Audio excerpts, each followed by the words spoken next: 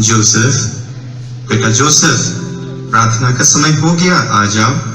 अपने भाइयों को भी बुला के लाओ बेटा। जी पिताजी।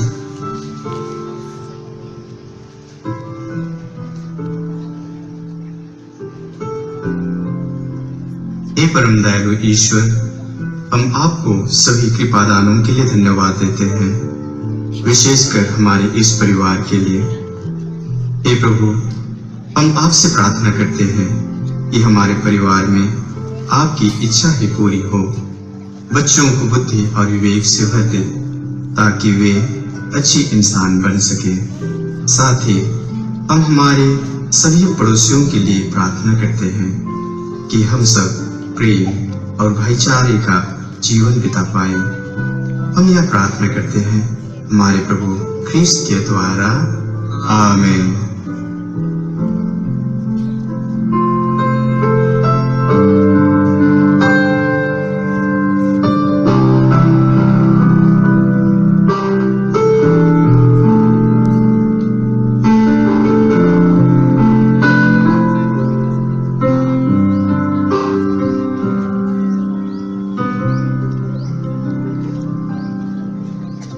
जोसेफ जब अपनी शिक्षा खत्म कर लेता है, उसके पिताजी उसको एक सिलाई प्रशिक्षण केंद्र में भर्ती कर देता है।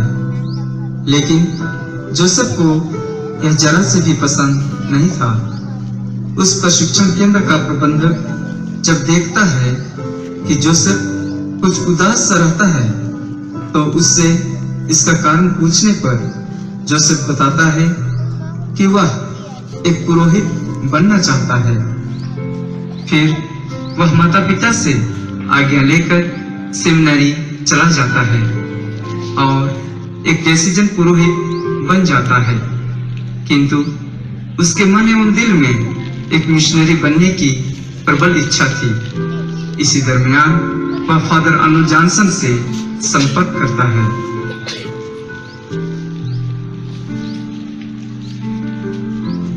हेलो जोसेफ, और कैसे हैं? हेलो फादर, मैं बिल्कुल ठीक हूँ। फादर जी, मैं आपसे कुछ कहना चाहता हूँ। अवश्य जोसेफ, क्यों नहीं? क्या आप मुझे अपने साथ रख सकते हैं? मैं एक मिशनरी बनना चाहता हूँ। जरूर जोसेफ, क्यों नहीं?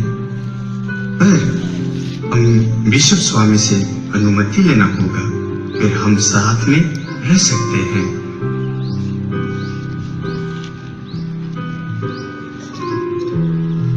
बिशप से अनुमति मिल जाने पर जोसेफ स्टाइल में आर्नोल्ड के साथ रहता है। वह वहां अंतिम मन्नत लेकर मिशन क्रॉस धारण करता है और एक साथी फादर जॉन बैप्टिस्ट एंजल के साथ चीन जाने के लिए तैयारी करते हैं। फादर जोसेफ और एंजल सुसमाचार के प्रचारक के रूप में चीन जाओ और ख्रीस्त की ज्योति को फैलाओ। हाँ जरूर, मैंने इस दिन का इतनी बेसब्री से इंतजार किया है। जी फादर, मैं चीन जाने के लिए सब कुछ त्याग देने में खुशी महसूस करता हूँ। ईश्वर आप दोनों को आशीर्वाद दे, फादर जोसेफ और फादर एंजल। दोनों अपने परिवार वालों से विदाई लेने के लिए जाते हैं।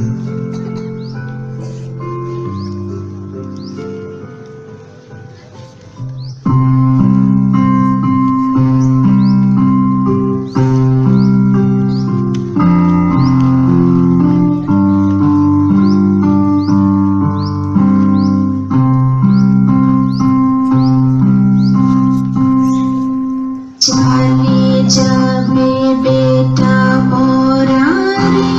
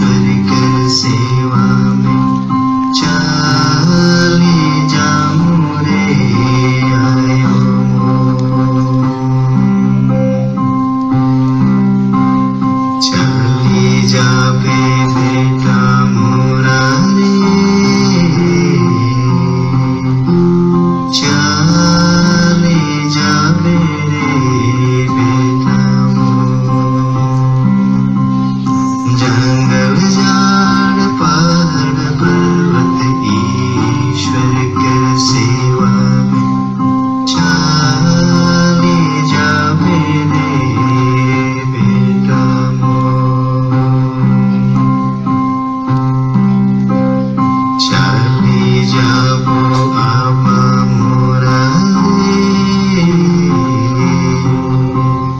चले जाबो रे आबा जंगल झाड़ पहाड़ पर्वत ईश्वर के सेवा में चले जाबो रे आबा चले जाबो रे आयो चले जाबो रे आबा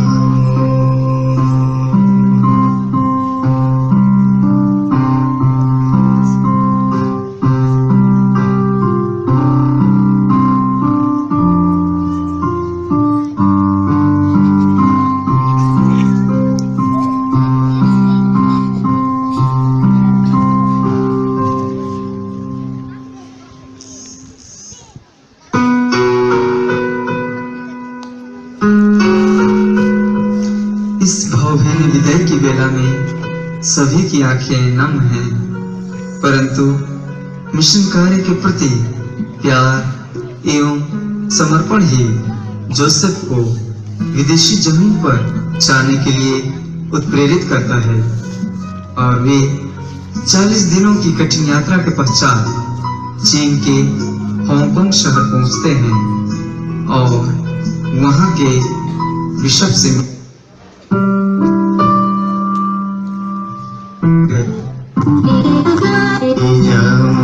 आयो मोरा ईश्वर के सेवा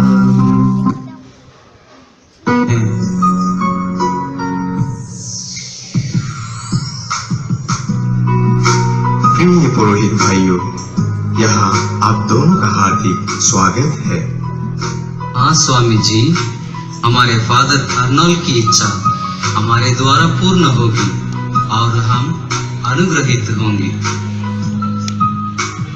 प्रचारक जी, ओ प्रचारक, इधर जरा आइए तो। जी स्वामी जी, कहिए। ये दोनों ईस्वी फादर लोग नीदरलैंड से आ रहे हैं। ये हमारे बीच रहकर कार्य करेंगे। इन्हें लोगों से मिलाने ले जाओ। मुझे एक पारिश में काम है, मैं वहां जा रहा हूँ। जी स्वामी जी, जरूर।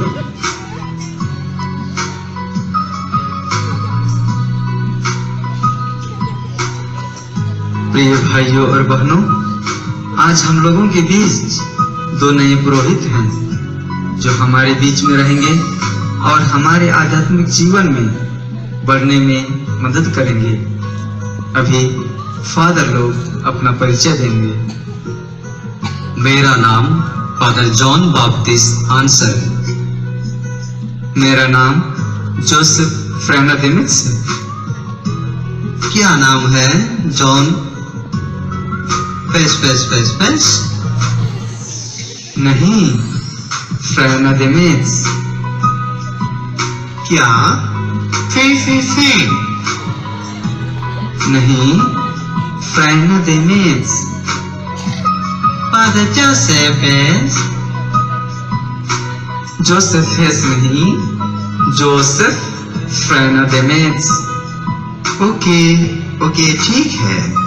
हम वैसे उच्चारण नहीं कर पाते, इसलिए आपको फू बोलेंगे।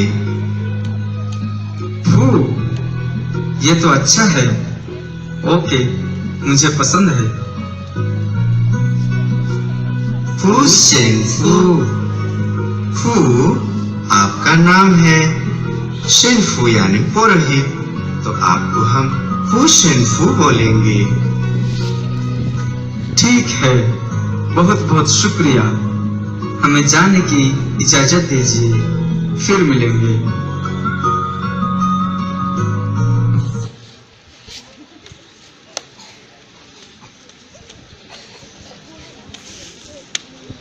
जोसेफ एक बार शांतुम से हांगकांग कुछ जरूरी सामान लेने जाता है।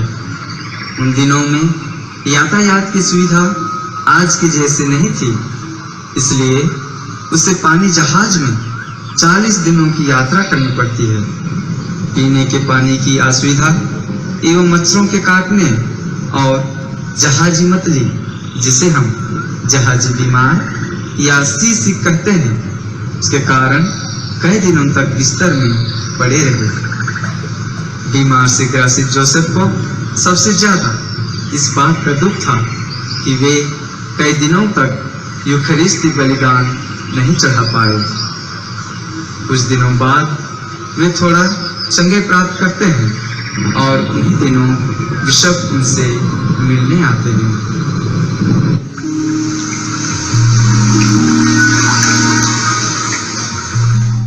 फादर जोसेफ, मैं आपको सुपरियर के रूप में दक्षिण क्षेत्र में नियुक्ति देना चाहता हूँ, क्योंकि यह पूरा क्षेत्र इतना विशाल है कि मैं वहाँ हमेशा जा नहीं पाता हूँ। क्या तुम्हें मंजूर है?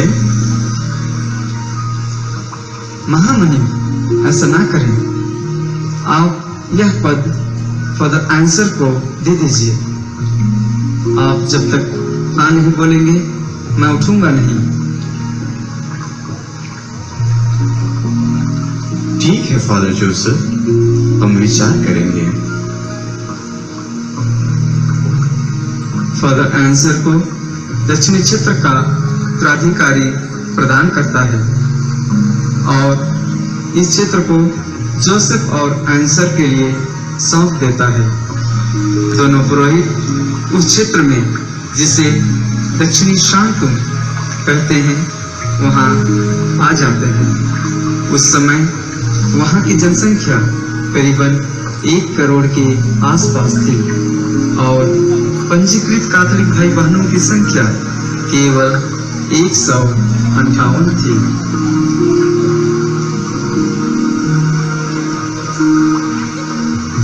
फादर आंसर, हमारे लिए अपने मिशन क्षेत्र में रहना कितना सुहावन है। यहाँ हमारे लिए बहुत ही मिशन काम करना है। फादर जोसेफ, हमारे इस घर में तो एक ही कमरा है। बीच में एक चटाई बांधकर 2 भाग करेंगे। यहाँ तो प्रार्थना के लिए गिरजाघर भी नहीं है। हाँ फादर, हम तो ख्रीस्त के अनुयायी हैं और उसी के समान गरीबी एवं अभाव में भी सुखमय जीवन जीने के लिए बुलाए गए हैं। यह बात तो सही है फादर। ठीक है, फिर मैं अपने मिशन कार्य के लिए जाता हूँ। अपना ख्याल रखिए।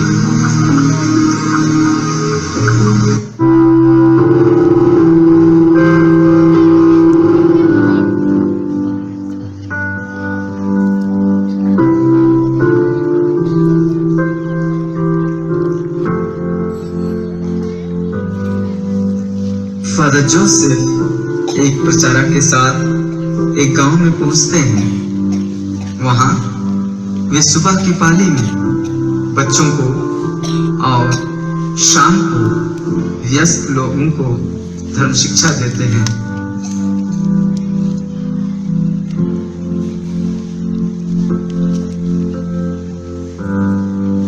बच्चों, जिस प्रकार इस फूल को कोई बनाने वाला है, उसी प्रकार इस सुंदर दुनिया को और सारी खूबसूरत चीजों को जिसे हमारे चारों ओर देखते हैं, इनको भी कोई बनाने वाला है, जिसे हम ईश्वर कहते हैं।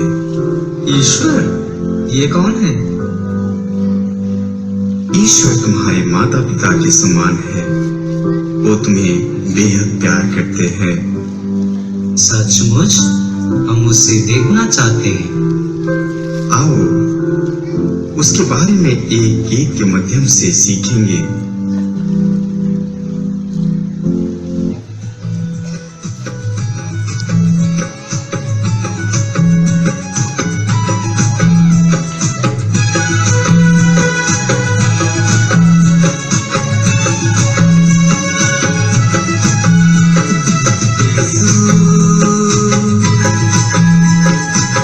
Muy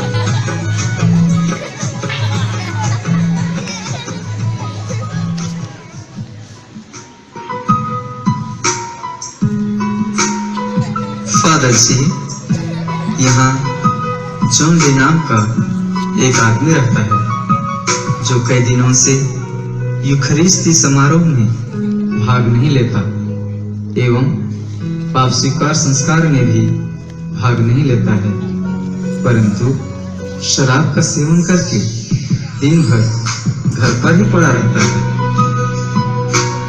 आओ बच्चों, हम जॉन से मिलने जाएंगे।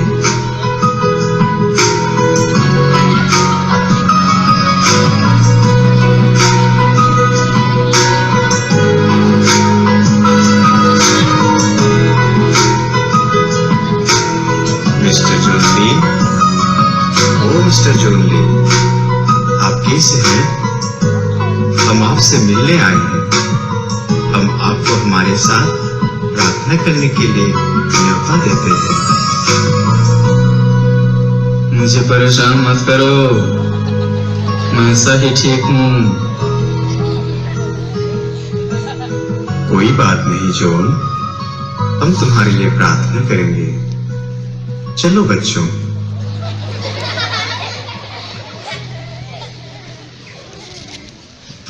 फू और बच्चे रोजरी प्रार्थना करते हैं।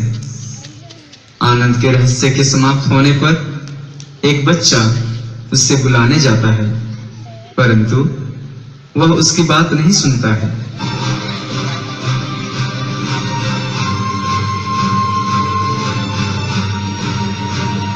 फिर दुख के भेद की समाप्ति पर पुनः एक बच्चा जाता है, परंतु जॉन उसकी बात भी टाल देता है। जैसे ही तीसरा रास्ता शुरू होता है, जॉन एक बार तो उन्हें देखने आता है।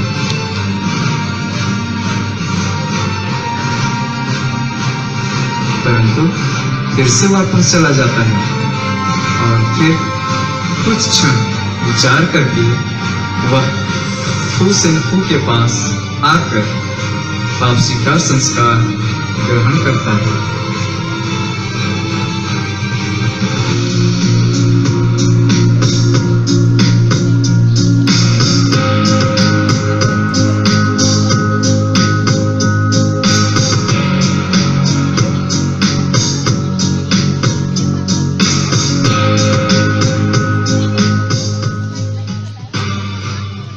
एक बार फू एक प्रचारक के साथ एक गांव में धर्म शिक्षा के लिए जाते हैं।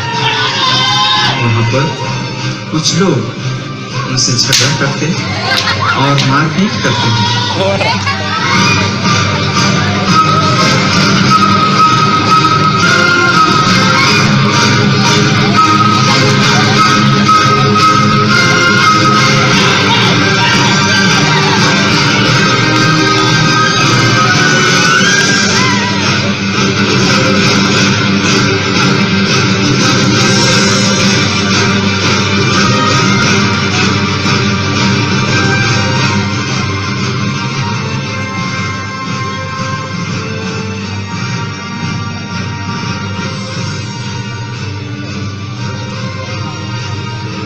प्रिय मित्रों, मैं आप लोगों से घृणा नहीं करता हूँ।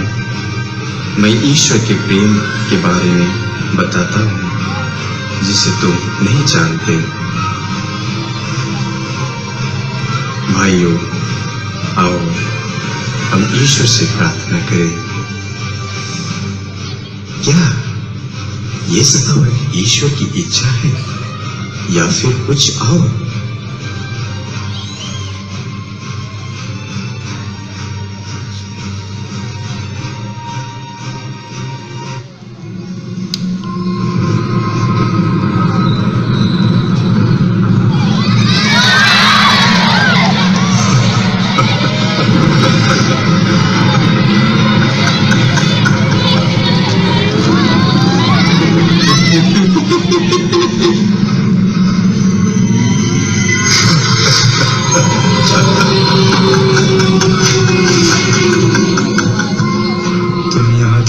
शिक्षा देने आए हो?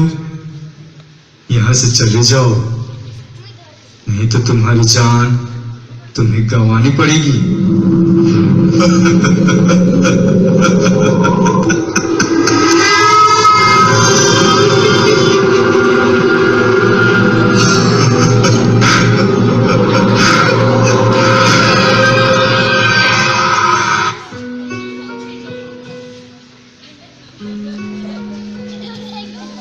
प्रिय भाइयों, यह तो शैतान का काम है। वह हमें धर्म शिक्षा देने में रोकना चाहता है। हम उसे कभी सफल होने नहीं देंगे। हम और ज्यादा प्रार्थना करेंगे।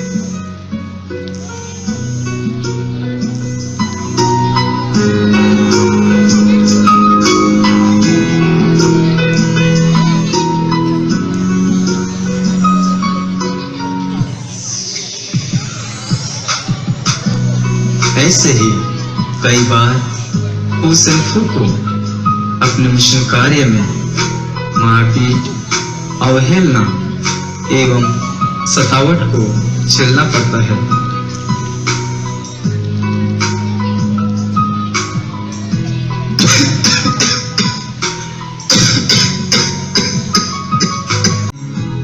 गंभीर चोटें आई थी और धीरे धीरे उम्रदराज फूसेनफू बीमार रहने लगे थे।